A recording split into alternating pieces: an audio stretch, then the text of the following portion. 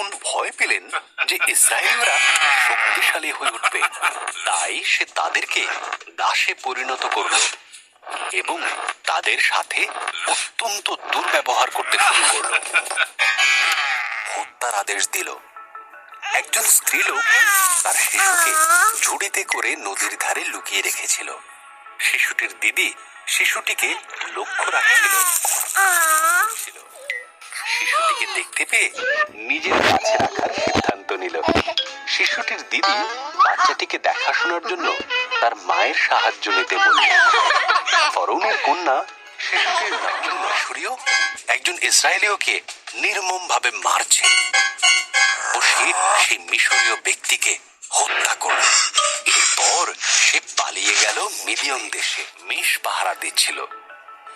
একটি জ্বলন্ত ঝোপের ভেতর থেকে ঈশ্বরের কণ্ঠ শোনা গেল, মোশে, আমার সন্তানেরা কষ্ট পাচ্ছে, আমি তোমাকে তাদের মুক্ত করার জন্য বেছে নিয়েছি। ঈশ্বর প্রতিশ্রুতি দিলেন, আমি তোমাকে সাহায্য করব, তোমার হাতের লাঠিটা ফেলে দাও। মোশে তাই করল। লাঠিটা সাপ হয়ে গেল। যখন সে হাতে তুলে নিল তখন সেটি আবার লাঠি হয়ে গেল। তোমার হাত জামার ভেতরে রাখো। মোশে তাই করল। সে দেখল তার হাত ঘায়ে ভরে গেছে।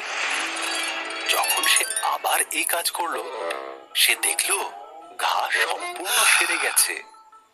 ঈশ্বর বললেন, ফরৌনকে এটা দেখাও, ভালোভাবে কথা বলতে পারি না। ঈশ্বর বললেন, আমি তোমার মুখে ভাষা দেব, তোমার ভাই হারুন তোমাকে সাহায্য করবে। তখন মোশে ফরৌনের কাছে গিয়ে ইসরায়েলীয়দের ছেড়ে দেবার কথা